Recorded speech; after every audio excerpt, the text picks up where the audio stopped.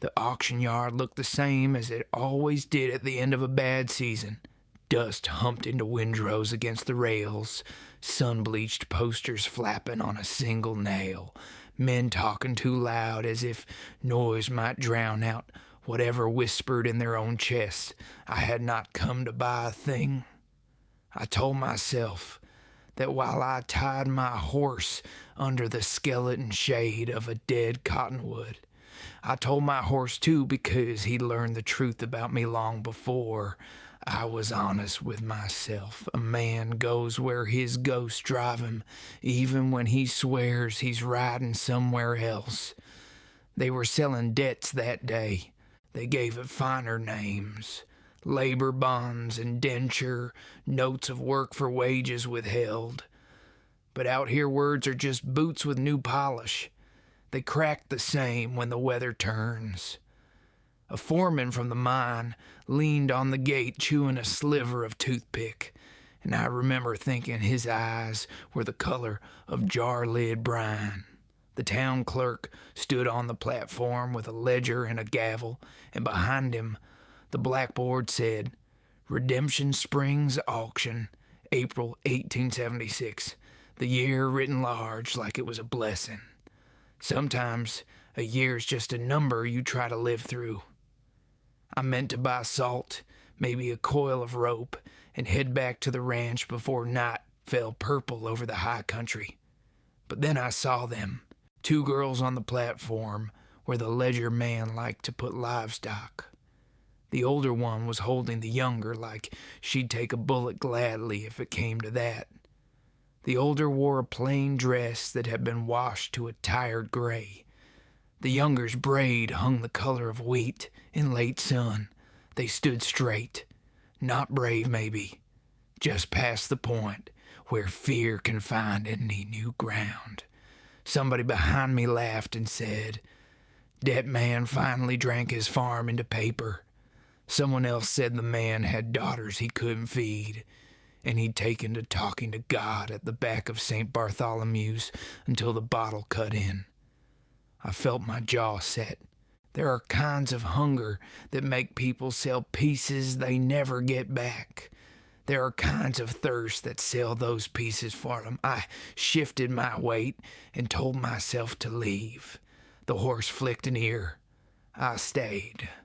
The clerk called for order, though order's a word that breaks easy. He read the debts. His voice as flat as the board he stood on. Wages owed to the mercantile. Doctor's bill left unpaid. Seed purchased late and never sprouted. Then he said the father had agreed to contract his daughter's labor until the notes were satisfied. It would all be legal, he said, by the stamp of the judge riding circuit.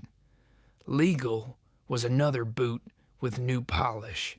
The older girl looked straight out at us like she was memorizing faces. Her eyes were clear in a way that made a man want to look down, not because he'd done wrong, but because she could see how close he'd come. The younger pressed her lips together, the way a child does when she's decided not to cry. Wind blew dust across the platform, and both of their skirts luffed as if they stood on a shoreline I could not see. The clerk asked for an opening bid. A miner called 200. Someone from the rail crew lifted to 250 without turning his head. The girls did not move. The clerk's gavel struck the plank, and the sound was a sharp bird flying, then dead. My throat worked. I thought of a grave I know at the north end of North Star, a little place fenced with split cedar because fences comfort the living. Alice, the cedar posts, say, "Sister, winter of '69. I had been somewhere else when the fever came, bringing tools to a neighbor whose roof had blown off. I came home too late for those small hands. I have forgiven the weather and not forgiven myself." 300, I said, before the thing inside me could stop. The wind dropped as if God himself had leaned in to listen. The clerk peered over the book, surprised. A rancher who kept mostly to himself had spoken at all. He asked for 3 and 10, 3 and 20. Nobody answered. I don't know if it was conscience or arithmetic that kept them quiet. Sometimes those two are kin. The gavel came down. The sound made the horse pull at his tie rope, then settle. It takes a while for a decision to reach your blood. I signed where the clerk pointed. He slid the papers over as if they might burn him. The girl stepped down from the platform with a dignity that didn't belong to anyone there but them. I tipped my hat and said I had a wagon around the corner if they'd allow me to take them home, and the older one nodded like we had agreed upon that word without ever speaking it. Home. Older said her name was Molly. The younger said Emma, quick, like a bird touching water. They climbed into the wagon and sat close together, and I looped the team into the traces with hands I kept steady by a force of breathing. The road out of town runs along the creek, where cottonwoods learn to be green again after winter. The water was low from a stingy spring, but it talked like water always talks, telling everything it knows in the same voice. Emma watched it through the slats, and I saw looseness coming to her shoulders. Molly kept that straight-ahead look a while longer. When the town fell behind us, I told them the truth as I knew it. I said I had no use for keeping folk longer than they wanted to stay, or making them do what their hearts bucked against. I said I bought those notes to keep them safe, and there'd be wages and a place to sleep and a ledger they could read at any hour. I said I'd burn the paper if the law would let me, but until a circuit judge came, I'd settle for doing right by them as best I could. Molly studied my face like a woman studies weather. You can't read a storm so much as feel which way it wants to turn. She asked if I had a wife, not with softness or hope, just with the sort of plain question that clears a room. I told her I did not. She asked if there were other women working the ranch. I told her my mother kept the house, and my foreman sister came through to help at lambing, and that most days it was just the men and the noise men bring. She nodded, as if that was both bad and good. Silence fell, but not a hostile one. The clop of the team sounded unreasonably loud. I found myself counting hoofbeats, then losing the number and not minding. We climbed the last rise before North Star opens like a book. The ranch sits long across a bench where sage runs to the horizon and the snow peaks keep their counsel. I built the bunkhouse twice, once out of stubbornness and once out of the right timber. The main house is not proud, but it holds. Smoke was already writing its slow sentence from the kitchen chimney, which meant my mother had something on the back of the iron stove and a mind to feed whoever the road brought her. She believes in a church that has nothing to do with a building. I helped the girls down and told them they could wash at the pump while I took the team to the corral.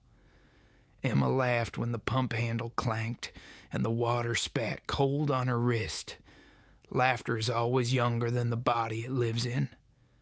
Molly worked the pump slow, and when she splashed her face, her shoulders rounded for the first time, a small surrender, not to me, but to the idea that the world might not be knives everywhere.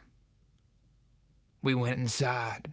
My mother stood in the doorway with her apron tied wrong, because she never remembers the knot, and she looked at the girls and then at me. And then she stepped aside so they could pass first. That is her way of welcoming. Make the threshold theirs. We ate stew with biscuits so soft they almost apologized for leaving the pan. Emma asked if she might help wash, and my mother said that would be welcome. And in 5 minutes, they looked like women who had known each other a long time. I sat with my hands around a cup of coffee that had gone cool. Every now and again, my mother looked over the rim of her spectacles at me with a language I have understood since I was small. Do right. Be careful. Hearts are not cattle to be walked through a gate. I nodded without meaning to. She smiled at her plate. Later, I showed the girls the room at the back of the house. It had 2 narrow beds and a window that looked north to the fenced grave, and beyond that to where the mountains, black at first, began to gather stars. I had put quilts there months ago, because a man prepares for company even when he swears he prefers silence. The quilts were blue and brown, the colors of a riverbed in shade. Molly ran her hand across one square and said it felt like a map. Emma was already yawning. I told them the lock on the door worked, and I handed Molly the key. She weighed it in her palm as if it were more than brass. Then she closed her fingers around it and tucked it into the pocket at her hip.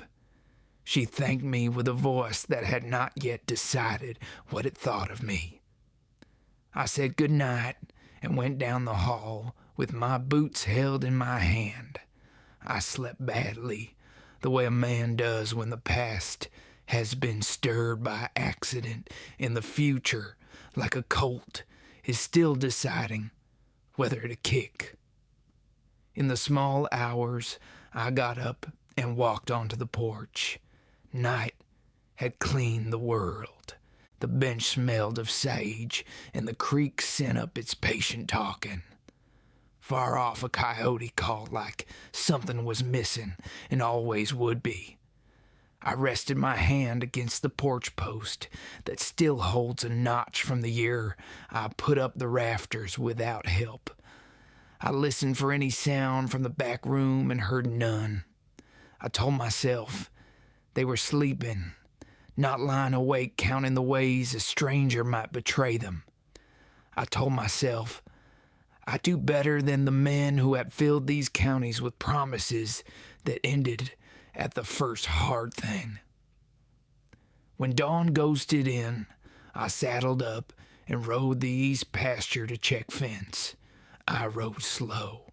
The sun came like a truth you can't deny, warming the high flats inch by inch, somewhere between the dead cottonwood in town and the first pink light on the ridge. My life had bent, not broken, but bent toward something I did not yet have a name for. I reckon that is how it happens. One moment you're tying a horse for a quick errand. The next you're standing in the doorway of your own house and understanding, with the sort of fear that carries hope inside it, that you might have said the word home out loud. Morning settled over the ranch like a prayer half spoken.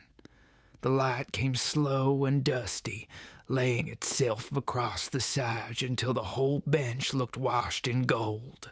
I stood on the porch with a cup of coffee cooling in my hands, the kind of morning when the only sound is the stove sigh through the open window and the chickens deciding if they'll forgive the world again. It had been a long time since a woman's footsteps had crossed this porch, longer still since laughter had followed them. The girls came out not long after sunup.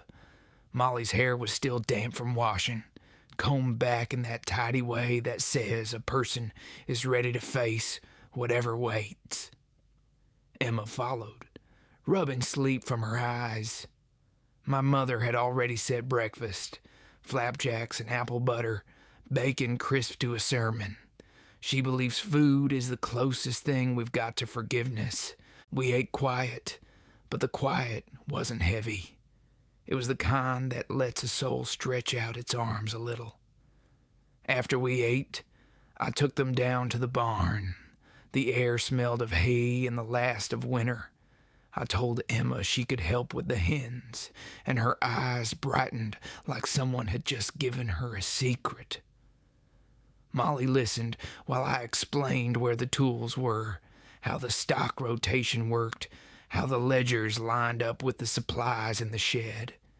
She said she kept her father's accounts once, before everything fell apart. She said it like a man says he used to have a brother who could sing. I told her she could handle the ranch books if she wanted. Her chin lifted at that, pride and surprise sharing a heartbeat. She didn't thank me. She just nodded. That was thanks enough. The days found their rhythm.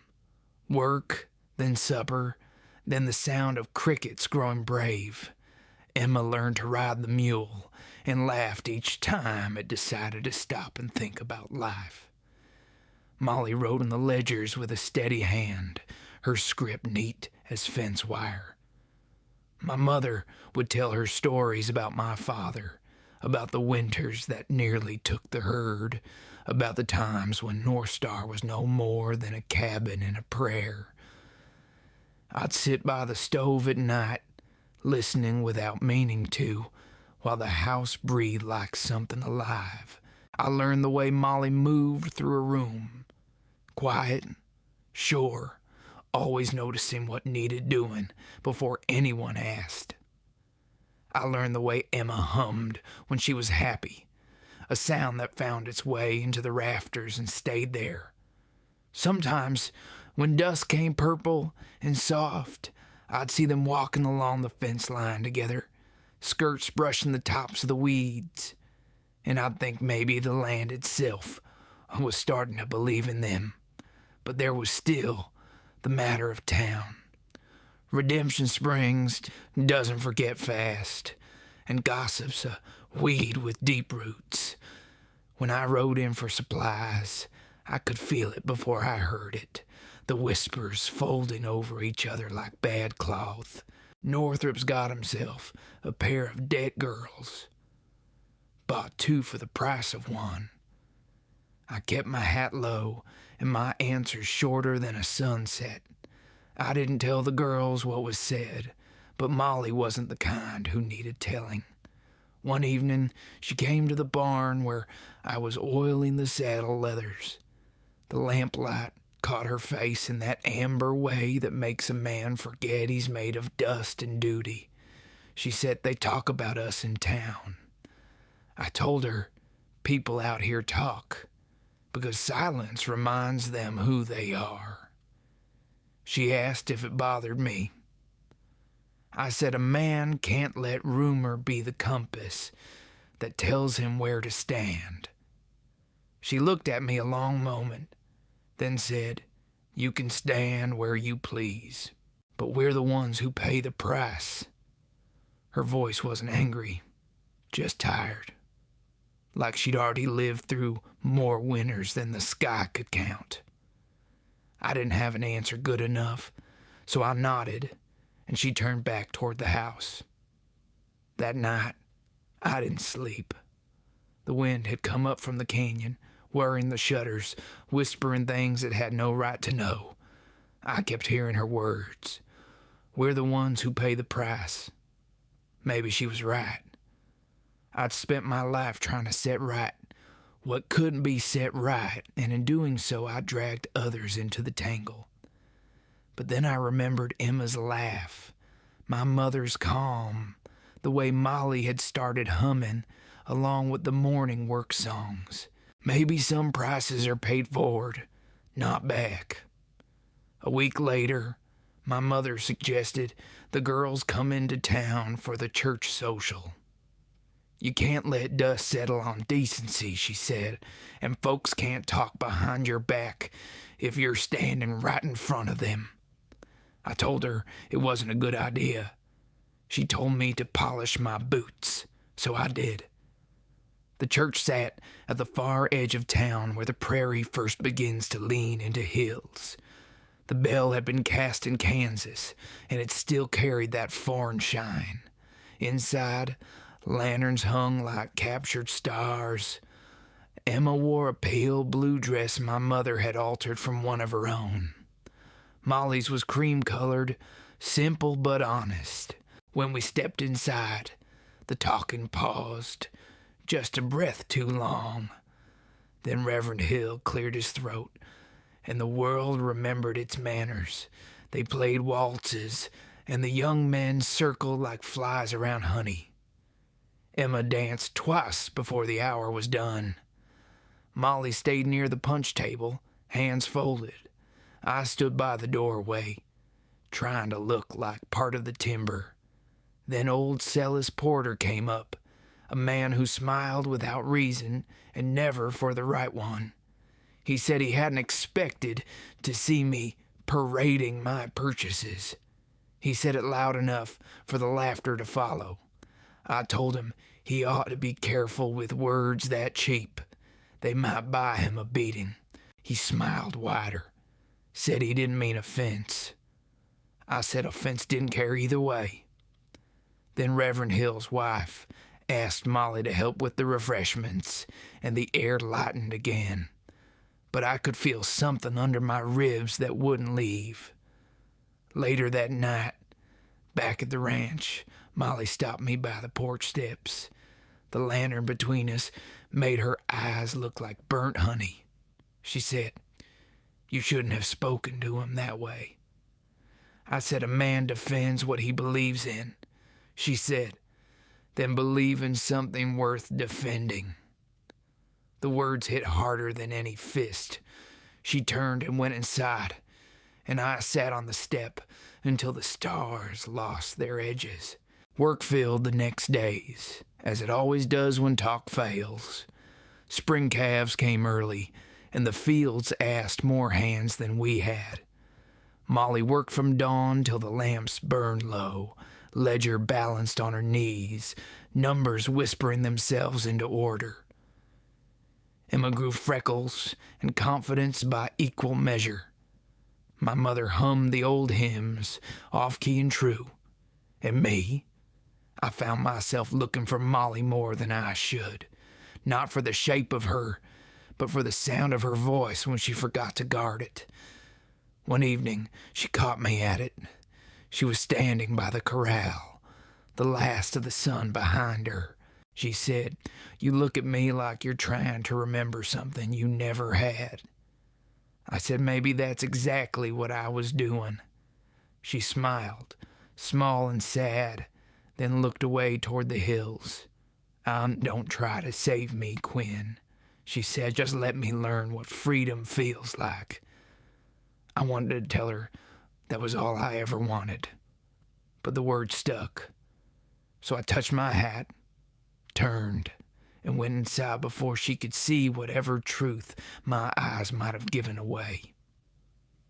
The next morning, I found the pump handle frozen from the night chill. I cracked it loose, and water gushed out bright as silver. I thought about what she'd said. Freedom. Out here, the word has teeth. It can bite as easy as bless. I didn't know if she'd stay once those papers were ash, or if she'd ride off towards some better dawn. But as the sun came up and painted the world gold again, I realized I'd rather lose her to freedom than keep her by debt. That was the first morning I felt something like peace, even though peace out here is never the whole story. The rains came early that year, the kind that fall steady for days, soft at first, then hard enough to wash tracks from the earth. The air smelled of cedar and the promise of something new. Inside the house, the roof drummed a rhythm older than words.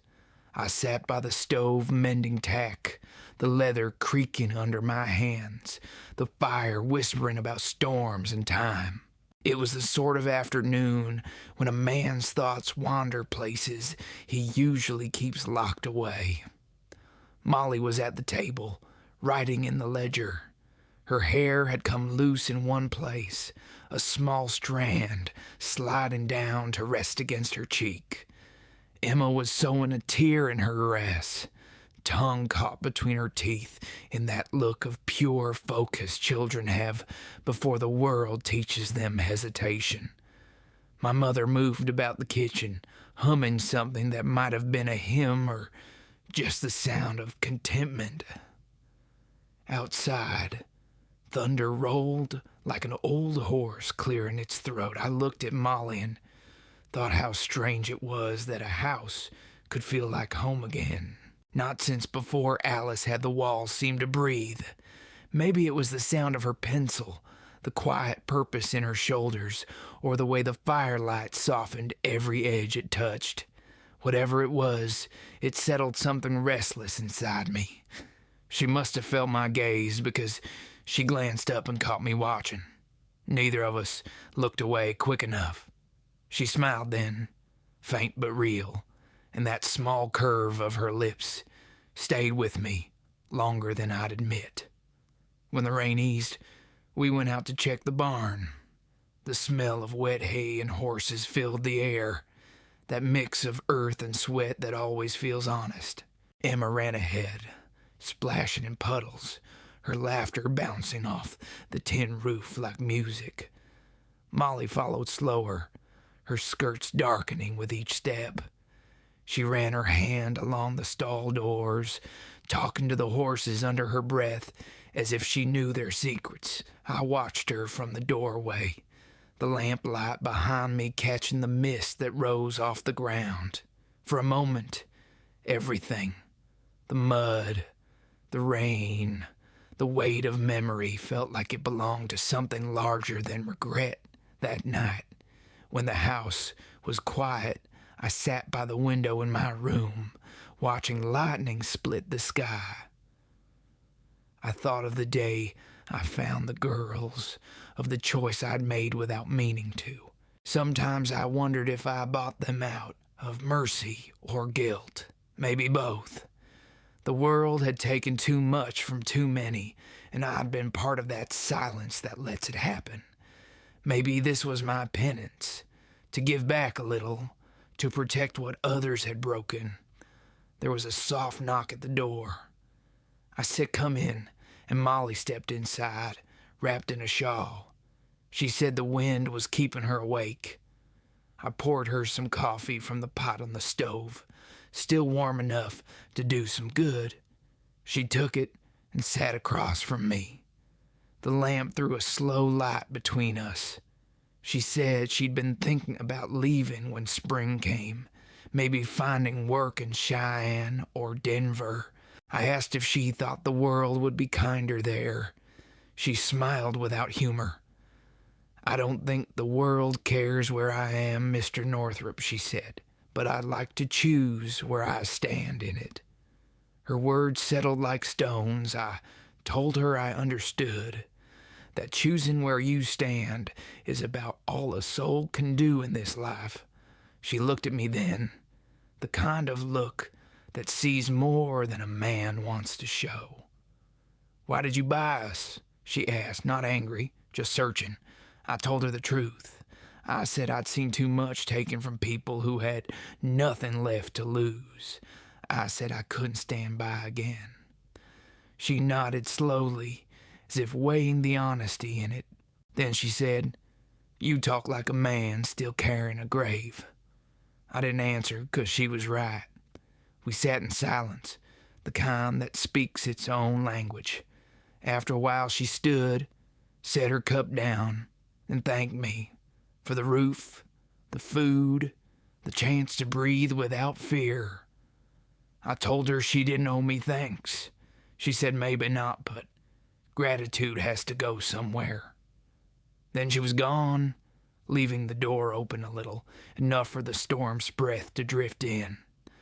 I closed it gently and stood there longer than I meant to, listening to the rain move across the roof, thinking how sometimes kindness feels heavier than guilt. The next morning the sky was washed clean, the air sharp with pine. The creek ran high, full of new life. I saddled a horse and rode the fence line, just to see what the storm had left. The ground was soft, the air full of birds that hadn't been there the day before. When I reached the north pasture, I saw the graveyard. 2 small cedar crosses standing against the horizon, Alice's name carved deep, the letters weathered but stubborn. I dismounted and stood there, hat in hand. The ground smelled of wet earth and old promises.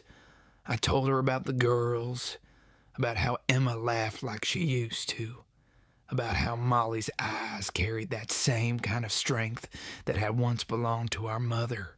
I told her I was trying to do right, even if I didn't always know what that meant. The wind answered soft and kind, like she'd heard me. When I rode back, Molly was in the yard hanging sheets, her hair blowing loose, sunlight running through it like river water. She waved, and I raised a hand in return. For a heartbeat, the world was simple. Just wind, sun, and the scent of clean linen. But even in that peace, I felt the edges of something changing. Hope, maybe, or the fear of it. That night, as the lamps burned low, I wrote in my own ledger, not of cattle or debts, but of things worth remembering. The laughter, the quiet, the way rain sounds when it forgives the land. I wrote her name too, though I didn't know why. Maybe to make it real. Maybe to remind myself that even out here, where the wind takes more than it gives, a man can still be surprised by grace. I closed the book and sat a while in the dark, listening to the house breathe around me, thinking that maybe this was what healing sounded like. Quiet, steady, and almost unremarkable. Just the sound of life deciding to go on. Spring drifted and gentle this time, like a woman testing the floorboards of a house she used to know. The snow on the ridge melted in slow ribbons, and the creek began to talk again, low and certain. Calves bawled across the lower pasture, hungry for milk and sun. Life came back in the way it always does out here, quietly, and only if you weren't looking for it too hard. The ranch filled with sound, Emma's laughter, my mother's soft humming, the horses shaking off winter in the corral. Even Molly's voice had changed a little. It carried more light than it used to, as if the long dark of her first months had finally eased its grip. Sometimes when she thought no one was near, she'd sing while she worked, a tune I didn't know, maybe one from before everything fell apart. I never interrupted. A song like that belongs to whoever's brave enough to remember it. One morning I found her out near the orchard. The wind had braided itself into her hair, and she was watching the sky like she was listening to something far off. I asked what she saw. She said, "It looks like freedom's got a color after all." I told her freedom out here looks a lot like work. She smiled. "Maybe that's all right," she said. "Work keeps the ghosts quiet." I thought about that for a while and decided she was right. We were mending fence when Thomas rode in from town. He was a good hand, steady as the horizon, but his face carried the kind of look men wear when news isn't kind. He told me Celis Porter had been boasting again, saying he meant to claim what he called his due once the girls' contracts ran out. Said he'd take Molly on as a companion, and folks had laughed like sin was just another form of weather. I thanked Thomas and told him to keep his temper. He nodded, though his jaw worked like it wanted to fight. That evening, after supper, I told my mother the story. She didn't flinch. She just said, "You can't outshout a man like that. You have to outlive him." She's always been better at forgiveness than I'll ever be. But something in me couldn't rest. It wasn't anger, not exactly. It was the thought of Molly's face if she ever heard those words. A man can stand being hated. What he can't stand is watching someone he cares for become afraid again. A few nights later, I found Molly sitting on the porch steps. The lantern beside her flickered in the wind, throwing gold across her hands. I sat down beside her. She didn't move away. She asked if I missed my sister. I told her I did, but the missing had softened with time, like leather that's been worn too long to crack. She said she used to have a brother once, younger than Emma, taken by fever. Then she said something that stayed with me. Every loss leaves a shape behind, doesn't it? Like a handprint in clay. We just keep filling the spaces with whatever love we can find. I didn't know what to say, so I let the silence answer for both of us. Somewhere out in the dark, a coyote called, long and low.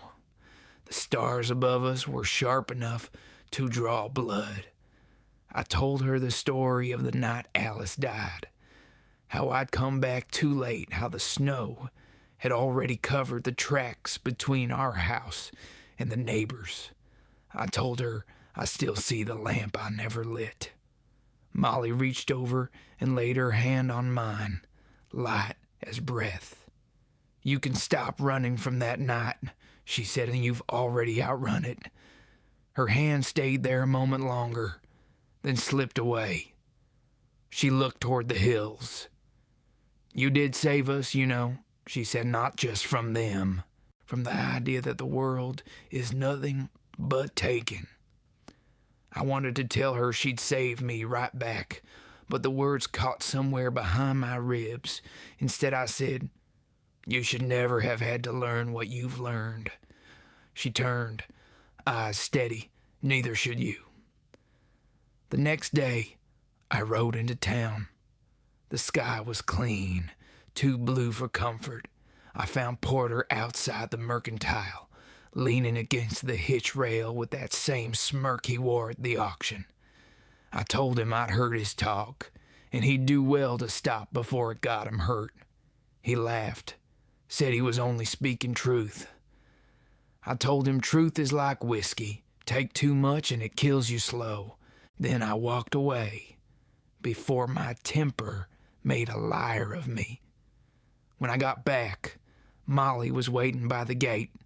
She didn't ask what I'd done, and I didn't tell her, but I think she saw the dust on my boots and understood. She said, you can't fight every battle for me. I said, maybe not, but I'd stand beside her in every one. She looked down at her hands, then back up, a small smile ghosting her face. You already have, she said. Summer came in a blaze.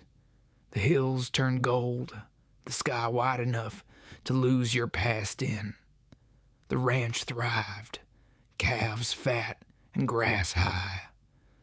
Molly and Emma had become part of the rhythm, their laughter mixing with the wind, the creak of saddles, the call of meadow larks. My mother said the house sounded alive again. Sometimes when the evening light hit the windows just right, I almost believed time had forgiven me. One night, after the herd was settled and the world had gone soft with dusk, I found Molly by the corral.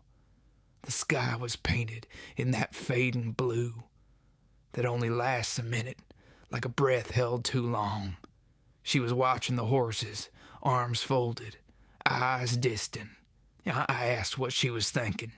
She said, I'm thinking maybe staying still isn't the same as being trapped. I said, out here stillness is just the land catching its breath. She smiled, and the last of the sun caught her face, turning it to gold. Something shifted in that quiet, the kind of shift a man feels but can't explain. I stepped closer, slow enough for her to move if she wanted. She didn't. The air smelled of dust and clover. I said her name once, just to hear how it sounded in the open. She turned toward me. Don't say it unless you mean it, she whispered. I mean it, I said. The words hung there, simple and whole. Then the night swallowed them, and we stood without speaking, both of us knowing something had begun we couldn't take back. Later, when I lay awake listening to the wind move through the house, I realized I wasn't afraid anymore. Not of the ghosts, not of the loneliness.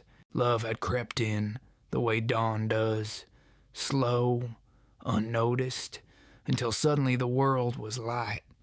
I didn't know where it would lead, but for the first time in a long while, I wanted to find out.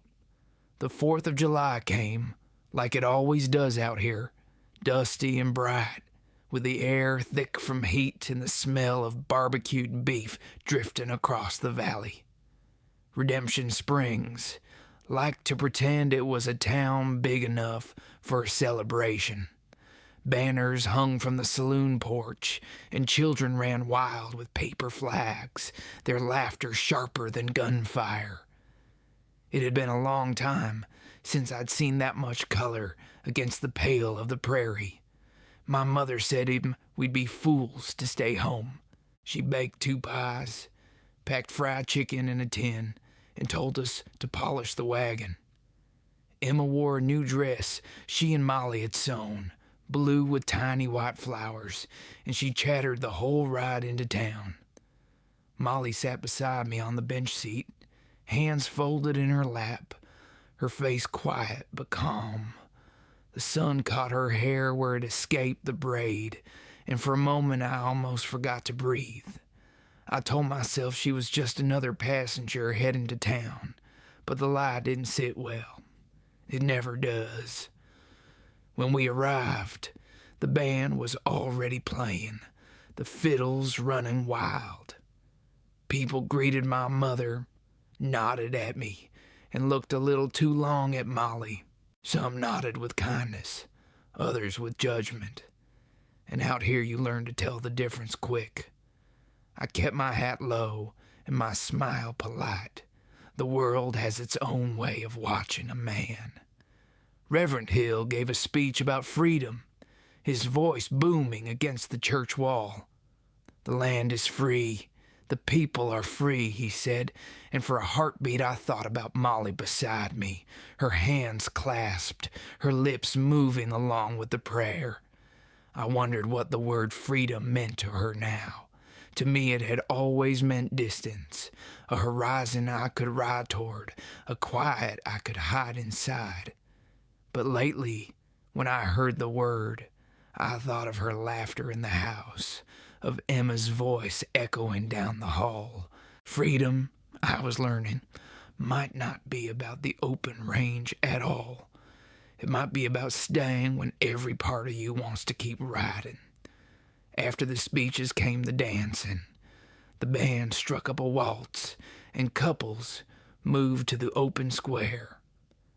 I was standing by the fence when Mrs. Perkins, the Reverend's wife, marched up and told me plain that a man who saves 2 women's reputations ought to be seen dancing, not hiding. Before I could answer, she turned to Molly, who'd been standing a few feet away. "Miss," she said, "this one needs to be reminded he's got legs."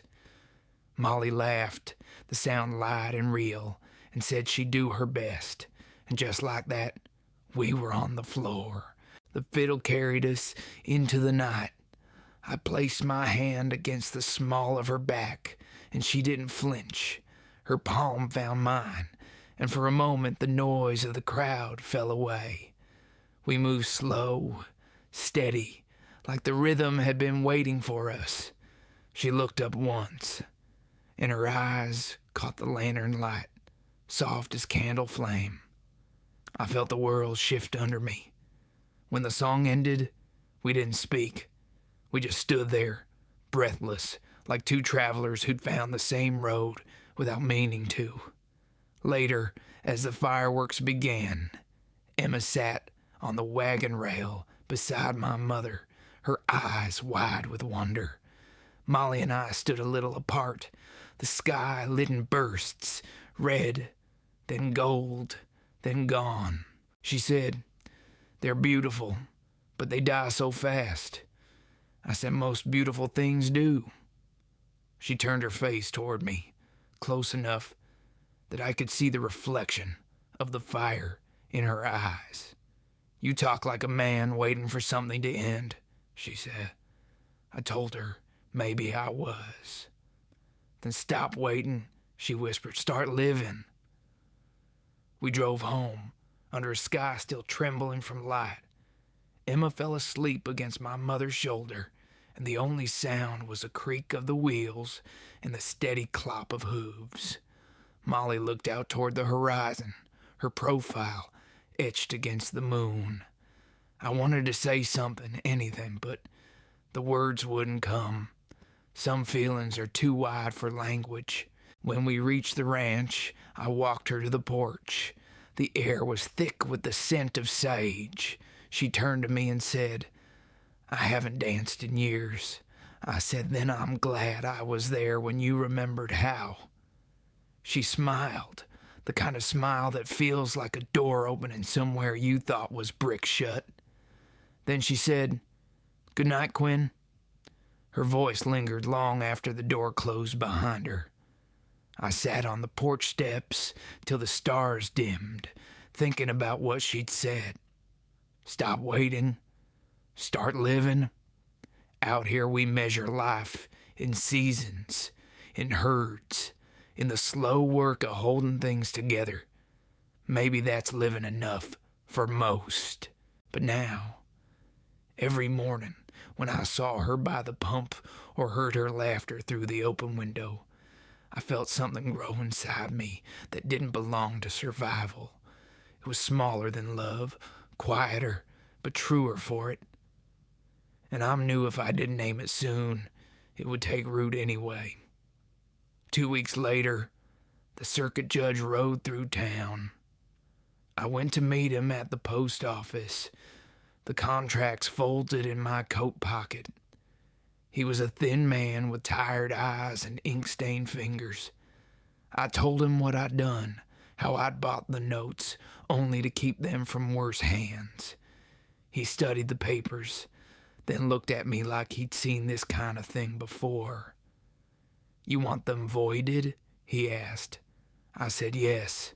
He pulled a stamp from his bag, pressed it down hard, and slid them back to me. You've got witnesses? He asked. I nodded. Then burn them, he said, and let that be the end of it. That night, under a sky full of wind, I gathered the papers by the corral. Molly and Emma stood beside me, my mother a few steps back. I struck a match. The flame caught quick, curling the edges, devouring every signature, every line that said they belonged to anyone. The ashes lifted into the night, rising like black snow. I said, you're free women now. Stay if you want. Leave if you must. Molly stepped forward, her voice steady. I already chose, she said. Emma nodded, tears bright on her cheeks. My mother reached for their hands, and the three of them stood together in the wind. I just watched, the firelight painting their faces in gold. When the last ember died, the world felt new and older all at once. I looked at Molly, and in her eyes, I saw the truth I've been avoiding. Freedom wasn't mine to give, but love might be. I tipped my hat, not out of habit, but because reverence sometimes looks like distance. Then I turned toward the house, my heart loud enough to drown the wind. That night, I dreamed of rain and open doors, and for the first time in years, the past didn't follow me in. The days that followed felt different, though nothing much had changed to the naked eye. The same chores filled the hours, mending tack, turning soil, feeding stock. The same wind came rolling off the ridge at sundown, but beneath all that, something had shifted, quiet and sure, like the river changing its course under ice. Molly worked the ledgers each morning by the window. Sunlight laying itself across her pages. Emma's laughter drifted from the yard where she practiced roping the fence post she called her wild Mustang. My mother hummed while she sewed, a song that had been old before she was born. I carried feed to the horses, the weight solid in my arms, the rhythm steady as breath. Life, for a little while, was simple. Still, simplicity doesn't always mean peace. Nights found me restless. I'd step outside after the lamps burned down, leaning against the porch rail, listening to the land breathe. Sometimes I could see Molly's shadow move past her window, pacing slow, as if she too wrestled with something she couldn't name. There's a comfort in knowing you're not the only one awake beneath all that dark. One evening, when the sky was that deep violet that belongs only to the hour between work and rest, I found her at the corral. The horses shifted in the half-light, tails swishing at flies. She was running her hand along the fence rail, eyes far away. "Couldn't sleep?" I asked. She shook her head. "It's not that, it's just everything's too quiet now. I keep waiting for the other shoe to drop." I leaned beside her, watching the last of the light sink behind the hills. "Sometimes quiet's just the world catching its breath," I said. "Sometimes it's mercy." She smiled, but it was small and fleeting. I don't know if I'd recognize mercy if I saw it. "You're standing in it," I said. "Yeah." She turned to look at me then, and for a heartbeat neither of us breathed. The air between us felt charged, the way the air feels before rain. Then she looked away, her voice low. "You should rest. You work too hard." I told her I'd try, but I didn't move, and neither did she. We just stood there until the stars came out one by one, each a small confession against the dark. The next morning, I rode out to the upper pasture with Thomas. The herd was grazing near the far ridge, a black and brown sea rolling under the sky. We checked the water troughs, the fence line, the salt blocks. He didn't say much, but after a while he asked, "You think she'll stay?" I knew who he meant. I said, "I reckon so for now." He nodded, his eyes on the horizon. "Seems like she steadies the place. You ever notice that?" I had, but I didn't answer. Some truths don't need words. By the time we rode back, the sun had turned hot and high. I found Molly on the porch, reading a letter from town. She looked up when she saw me. "It's from Mrs. Hill," she said, "and she's asking if I'd help with the school next month. They're short a teacher." I nodded. "You'd be good at it." "You think so?" "I know so." She folded the letter, tucking it into her apron pocket. "I'll go, but only for a while. I don't like owing anyone anything." I told her she didn't owe me, didn't owe the town, didn't owe anyone. "But if you want to go, go." I said, "This place will be here when you're ready." Her eyes softened, and I saw the same mix of courage and fear that lives in every person who's ever tried to start over.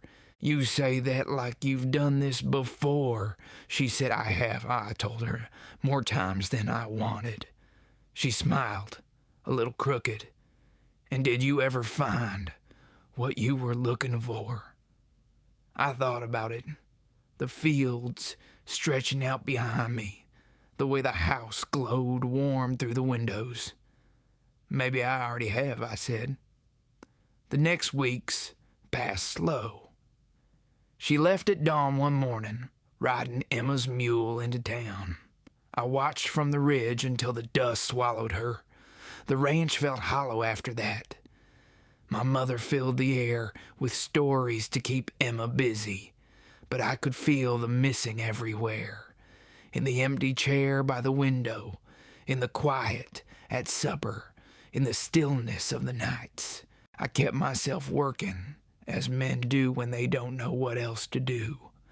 Fences, roofs, wagons, anything that needed mending found my hands. When letters came from town, I read them twice before answering. She wrote of the children, of chalk dust and laughter, of how the hills look softer from the other side. She didn't write about missing the ranch, and I didn't ask. Then one afternoon, she wrote back. No warning, no letter ahead of her, just the sound of hooves on the road and the sight of her coming through the dust, hat tipped low, skirts carrying the color of summer. Emma ran first, then my mother, both shouting her name. I hung back by the barn, watching her dismount. She looked different. Freer, maybe. Stronger, too. "You back for good?" I asked when she reached me. "For now," she said, smiling. "The world's too wide to stay gone long." I told her that was fine. Some things don't need a reason to return. That evening, we sat on the porch, the air warm and sweet. She told stories from town, and I listened like a man starved. When she paused, I said, "You did what you set out to do. You made your own stand." She nodded. "And you kept your promise." "What promise was that?" "You said this would be a place I could rest." I looked at her then, the light catching in her hair. It still is. Silence settled between us, easy and full, the kind of silence that feels earned. The stars came out slow, shy at first, then bold.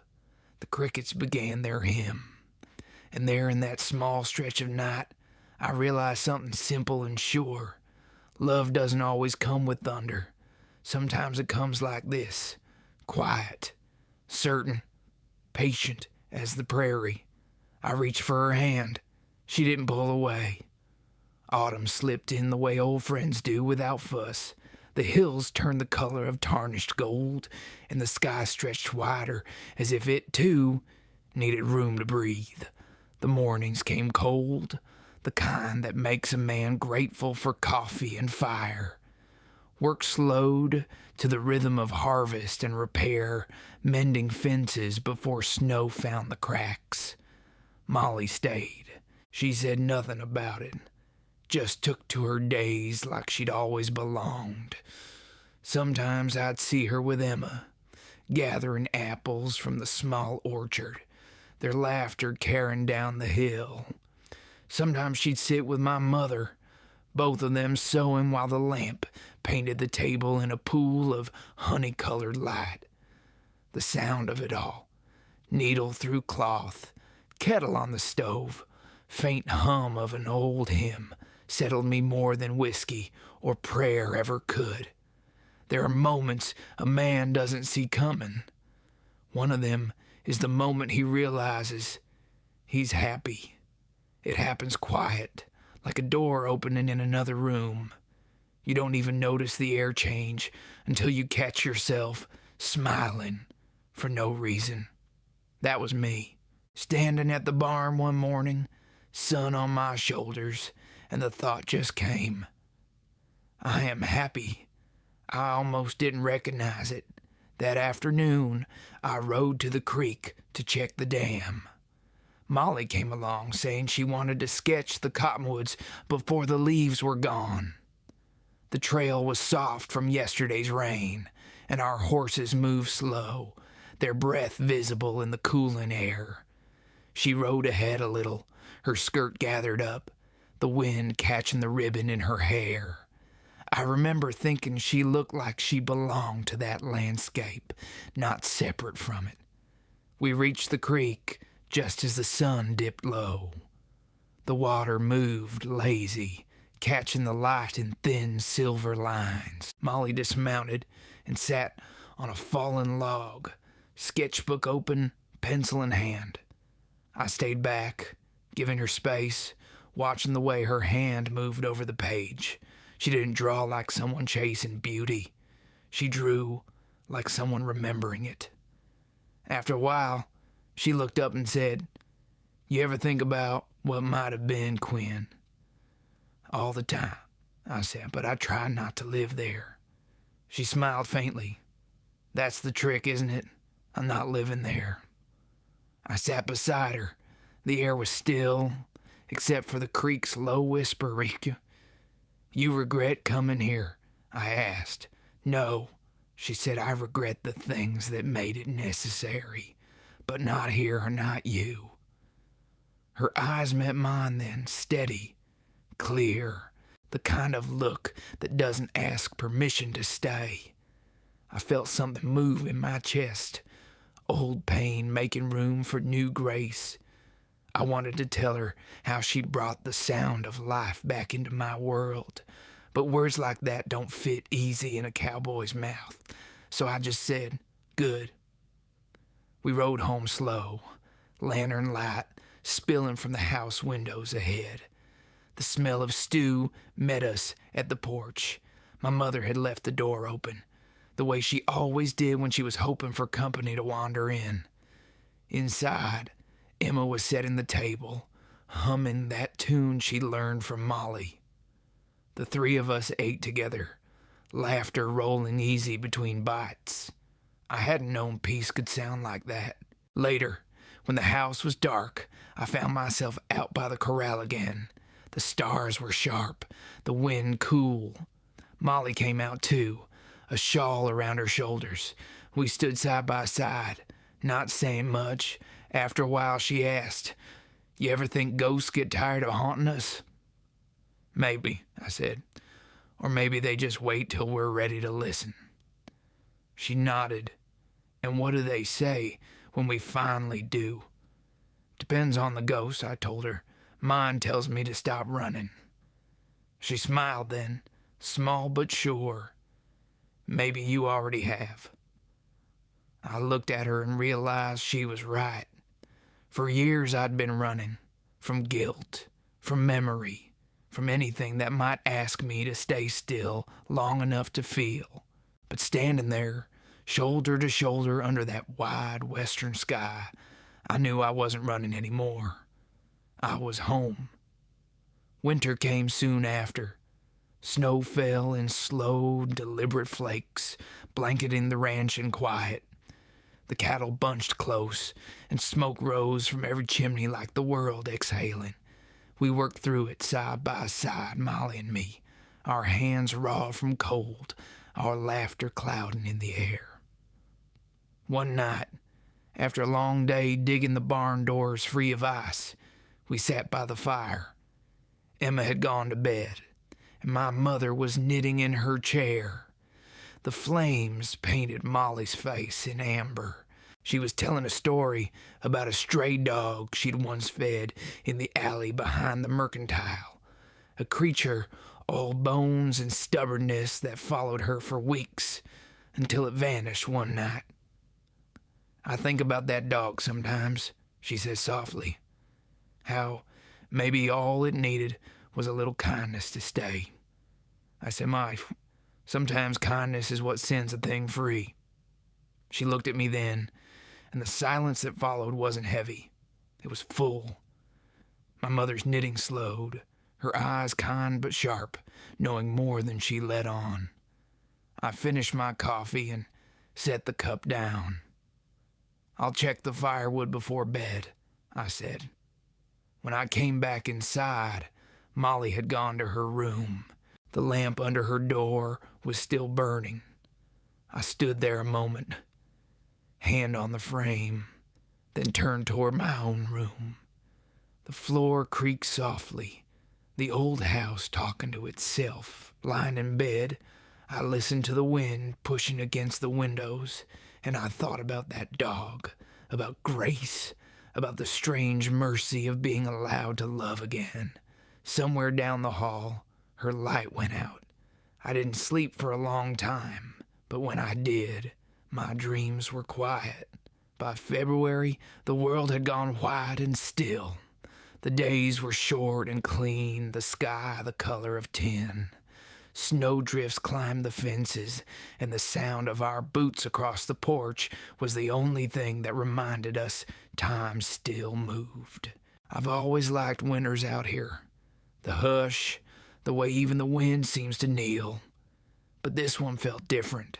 It felt like a test. The storms came one after another, stacking themselves across the plains. We burned through our firewood faster than I liked, and every trip to the barn was a battle with the cold. Still, the work held us steady. Routine becomes a kind of prayer when the world narrows down to what you can carry in your hands. Molly took to making bread most mornings, her sleeves rolled up, flour on her cheek. She said kneading dough kept her warm.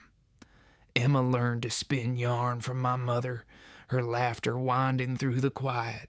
At night, when the wind screamed across the eaves, we'd all sit close by the fire. My mother would tell stories from her girlhood back in Missouri, stories of rivers that never froze and summers that smelled like peaches. Molly would listen, chin propped in her hand, eyes soft.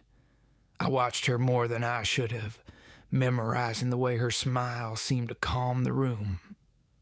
One night, the storm hit hard, worse than any we'd seen in years. The wind tore shingles from the roof, the horses kicked at their stalls, and the cold came through the cracks like a thief. We worked until our hands were numb, hauling hay, mending latches, breaking ice in the troughs. Molly refused to stay inside. She followed me into the storm, scarf whipped around her face, eyes bright with something fierce. "You'll freeze," I told her. She just shook her head. "Not if you don't." By the time we came back in, soaked and shaking, the house felt like heaven. My mother had the stove red hot, blankets waiting. Molly's hair had come loose, a dark halo against her skin.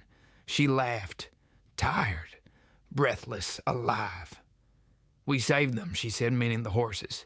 I nodded, too winded to answer. We sat by the fire until our hands stopped trembling.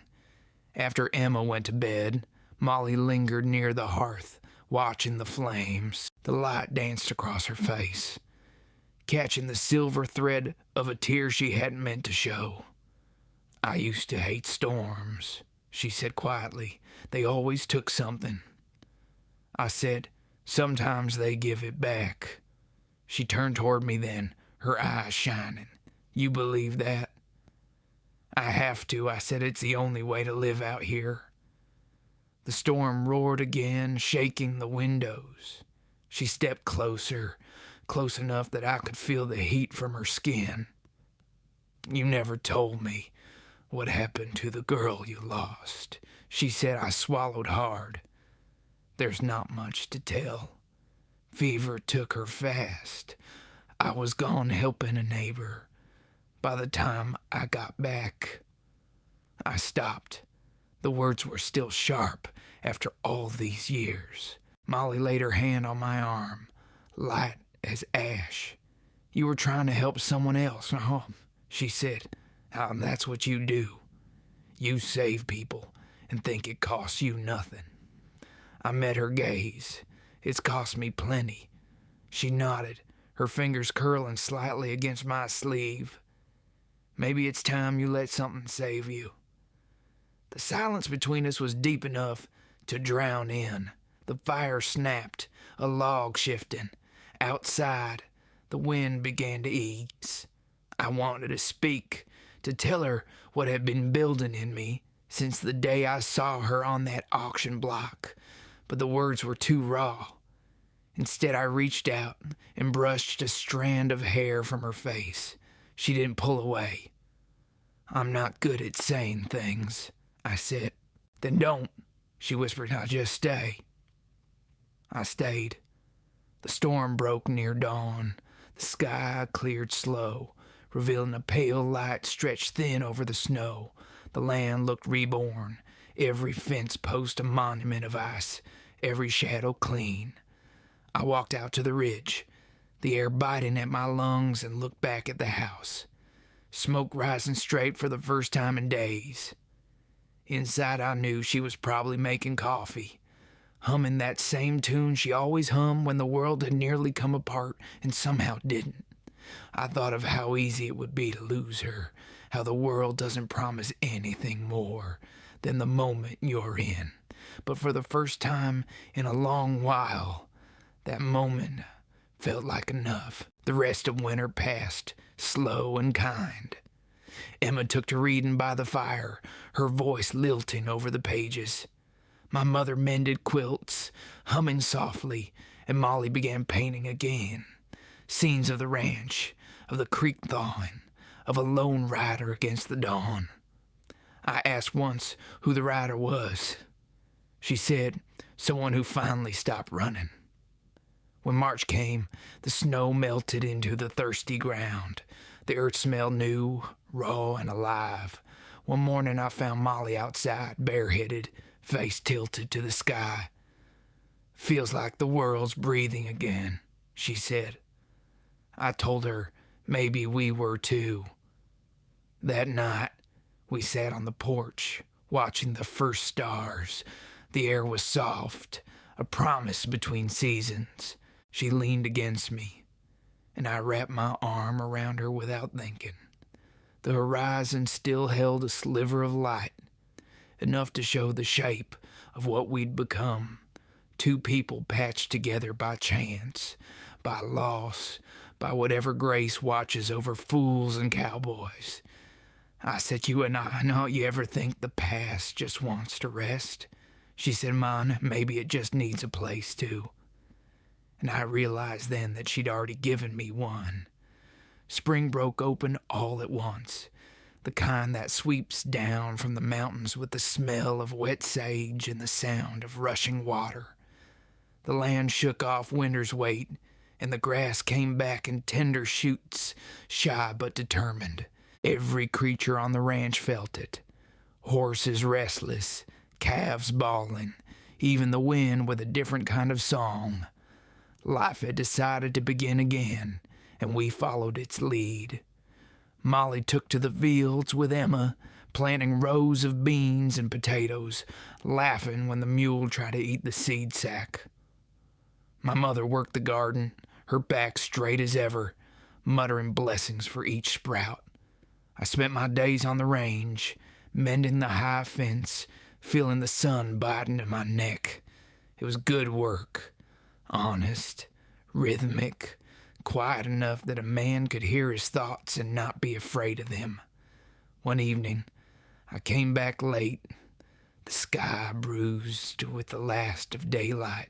Smoke curled from the chimney, and the sound of piano drifted through the open window. I stopped short. We didn't have a piano. Not until that moment.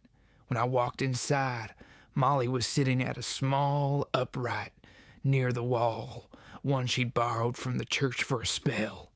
Her fingers moved soft over the keys, finding the tune like she was coaxing it out of memory. She looked up and smiled. Emma found it in the vestry, she said, and Reverend Hill said we could have it till the new teacher comes. What are you playing? I asked. She shrugged. Something I used to hear when I was little. I can't remember all of it. It sounds like rain trying to remember how to fall, I said. She laughed. That low, surprised sound I'd come to wait for. You talk like a poet, Quinn. I talk like a man who listens too much. We sat there a while, her music filling the small house. My mother nodded along from her chair, and Emma hummed off-key, tapping her feet. The notes drifted out through the windows, up toward the hills, and I thought maybe the world was listening too. That night, after everyone had gone to bed, I walked out onto the porch. The moon hung low, yellow and full, spilling light over the pastures. I could still hear the echo of her playing, faint and sweet. The air smelled of lilac and earth, that scent that comes only when spring forgives winter for all its cruelty. I leaned against the post, and thought about everything that had brought us here. The auction, the long silences, the small mercies. Sometimes when life starts to heal, a man feels unsteady, like he's walking on legs that forgot their purpose. I felt that now. The ache that had once been my companion was softer, but not gone. It had changed shape, become something like gratitude. A few days later, Emma came running from the barn, her face pale. "Molly fell," she gasped. "I dropped my tools and ran. I found Molly near the corral, sitting on the ground, her ankle twisted under her skirt. "It's nothing," she said, wincing. "Just stepped in a hole." I knelt beside her, hands trembling more than they should have. "Can you stand?" "Not yet."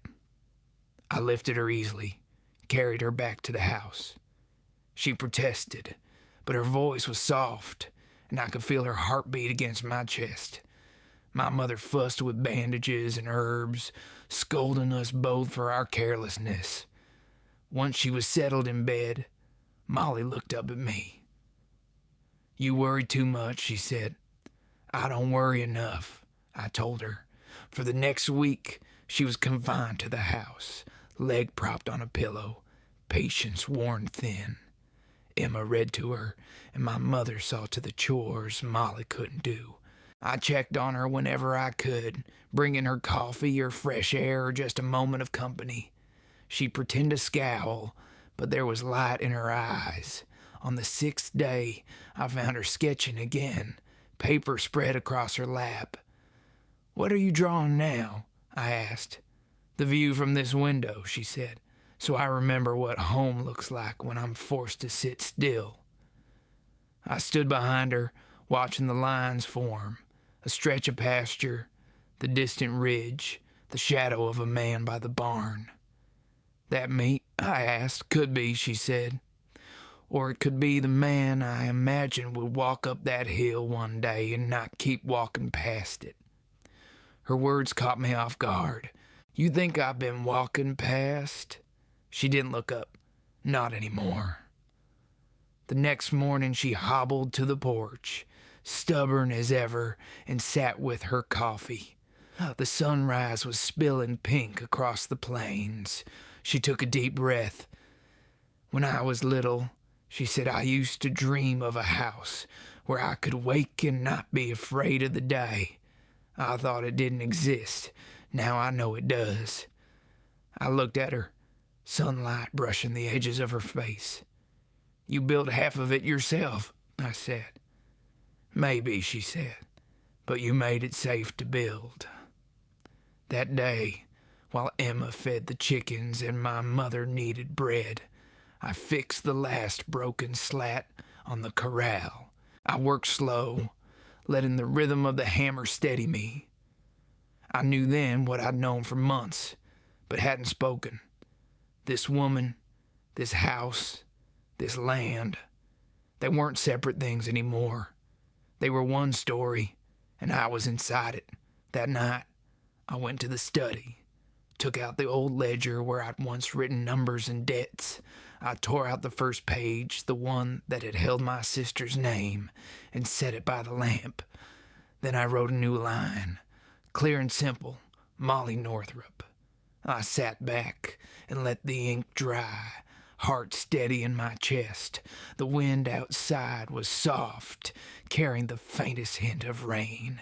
Somewhere, the piano waited in silence. Tomorrow, I thought I'd tell her.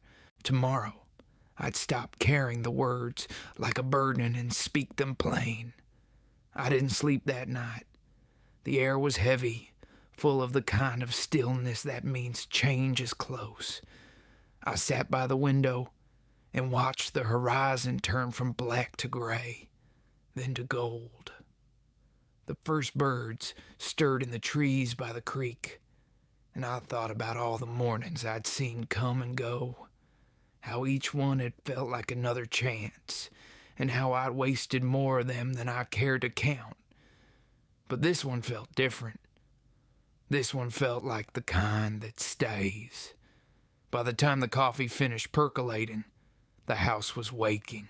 My mother's footsteps came first, the slow, measured rhythm of someone who spent a lifetime meeting dawn halfway. Emma followed, yawning, hair wild, asking if the sun ever slept. I smiled, told her the sun just keeps its own hours, like a rancher. Molly came last, leaning on the door frame, her limp nearly gone. The light touched her face and stayed there, like even the morning wanted to listen. "Coffee?" I asked. "Please," she said. I poured her a cup and handed it over. She wrapped both hands around it, the steam curling between her fingers. We sat on the porch steps, the boards warm already under our feet. The pasture stretched out ahead, green and endless, the fences gleaming with dew. "I'll never get tired of this view," she said. "Me neither," I said. "Didn't used to mean much, just land, work, distance. Now it feels like something else." "Like what?" "Like a promise kept." She smiled at that, quiet and knowing. Then she said, "You had something on your mind last night. I could tell." I took a breath. "Yeah, guess I did." She turned to look at me, eyes steady. "Well, don't keep it to yourself. The day's too fine for secrets." I laughed under my breath, rubbed the back of my neck the way a man does when he's run out of places to hide. "You remember that first day," I said, "the auction, the dust, the noise.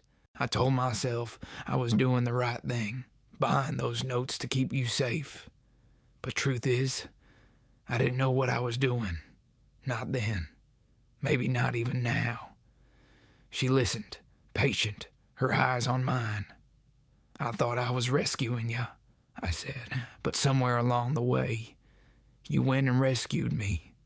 You gave me back the sound of a home, the kind that doesn't go quiet when the work stops, the kind that stays." The words hung there, unhurried, like they belonged to the air itself. Molly set her cup down on the step. "Quinn," she said softly, "you don't owe me speeches." "I know," I said, "but I owe you truth." She tilted her head, waiting. "The truth is, I can't picture this place without you in it. I don't want to." The silence that followed wasn't silence at all. It was wind through grass, a meadow lark calling somewhere near the creek, the heartbeat in my throat loud as thunder. Then she reached over and took my hand. Her grip was firm, warm. "I wondered when you'd finally say it," she said. "I said it 100 times in my head," I told her. "Just took me a while to trust my voice." Her thumb brushed against my knuckles and she smiled. "Then let's see what a new voice can build." We sat there till the sun was high, watching the world wake all the way. Emma ran out chasing a dog that had wandered from the neighboring ranch. My mother called for breakfast, and the smell of biscuits drifted through the door. It was just another morning at North Star, and yet it wasn't. Something had settled. Something had begun. That afternoon, I hitched the wagon and took Molly to the ridge overlooking the creek, the same place where months ago she'd sketched the cottonwoods. The grass was taller now, the air full of bees. I'd brought the ledger with me, tucked under my arm. When we reached the top, she asked, "What's that?" "Something I need to show you." I opened the book, the one that had carried all my reckonings, debts, wages, the weight of years, and turned to the page I'd written last night. Her name sat there, in black ink, clean and final, Molly Northrup. She stared at it a long time. "You sure about this?" she asked, about as sure as I've ever been about anything. She reached out, ran her finger over the words, then looked up at me. "It's a good name," she said, and I thought so. And then without ceremony, without witnesses or vows, we made our own kind of promise. I kissed her, the wind rising around us, the sound of the creek below, carrying the moment away and keeping it all the same. When we rode back, the sky was painted in gold and violet. My mother met us at the gate, a knowing smile on her face. Emma cheered when she saw our joined hands. The house looked different somehow. Not bigger, not brighter, just more alive. That night, we had supper together. Nothing grand, just stew and bread, laughter and warmth. Afterward, when the lamps were low, Molly sat at the piano again. She played that same unfinished tune, but this time she found the ending. It was simple, quiet, the kind of melody that doesn't ask to be remembered, but will be anyway. I stood behind her, one hand on her shoulder, feeling the music move through both of us. Outside, the stars came out one by one, patient and bright. I thought of all the roads I'd ridden, all the places I'd left behind, and realized none of them had ever been home until now. When the song ended, she turned to me and said, "We made it, Quinn." I nodded. "Yeah," I said, "man, we did." And for the first time in all my years, the word home didn't feel borrowed. It felt earned.